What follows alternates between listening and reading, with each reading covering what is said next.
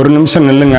நீங்க லவ் தேடுறீங்கன்னு நினைச்சுக்கிட்டு அன்புக்காகவும் பாசத்துக்காகவும் காதலுக்காகவும் ஏங்குறீங்களா? நீங்க சிறு வயதுல அன்பையும் பாசத்தையும் ஏக்கத்தையும் தொலைச்சிருக்கிறதுனால பாதுகாப்புக்காக நீங்க ஒரு காதலை தேடுறீங்க. உலகத்துல எவ்வளவு பொண்ணுங்க இருந்தோம், நான் ஏன் சார் ஜெஸ்ஸியை லவ் பண்ணேன்? காதல்ங்கிறது இயல்பா தன்னிச்சையாக அட்டாச்மெண்ட் இல்லாம வரணும். ஆனா நீங்க தேடுறது ஒரு அட்டாச்மெண்ட் சார்ந்த ஒரு பாதுகாப்புக்காக ஒரு சேஃப் பாண்டிங்கை நீங்க தேடுறீங்க. ஆக்சுவலா அது காதல் இல்லைங்க, அது அட்டாச்மெண்ட்டுக்குள்ள போய் நீங்க சிக்கிக்கிட்டீங்க அப்படின்னா அது கண்டிப்பா உங்களுக்கு வலியையும் வேதனையும் தான் தரும். அன்புங்கிறது பரஸ்பரமா உணர்வு ரீதியா இருவருக்குள்ள வரணும். இப்ப ஃபார் எக்ஸாம்பிள் ஒரு ரோட்டு கடை பிரியாணி பசியில் இருக்கும்போது ரோட்டு கடை பிரியாணியை நீங்க சாப்பிட்றீங்க. ரோட்டு கடையில சாப்பிட்ற பிரியாணி உங்களுக்கு அமிர்தமா தெரியுதுங்கிறதுக்காக ரோட்டு கடை பிரியாணி தான் பெஸ்ட்னு சொல்ல முடியாது இல்லையா? நீங்க அன்புக்காகவும் பாசத்துக்காகவும் போய் ஏங்குறதுனால ஒரு டிராப்ல சிக்கிக்கிறீங்க. உண்மை என்னன்னா அது உண்மையான அன்போ காதலோ நட்போ ஒரு பரஸ்பரமோ கிடையாது அப்படிங்கிறத நீங்க புரிஞ்சுக்கோங்க. வாழ்க்கையில நமக்கு மென்டல் சப்போர்ட் கிடைச்சிருக்கும், மாரல் சப்போர்ட் கிடைச்சிருக்கும், பிசிக்கல் சப்போர்ட் கிடைச்சிருக்கும். ஆனா இமோஷனல் சப்போர்ட்ங்கிறது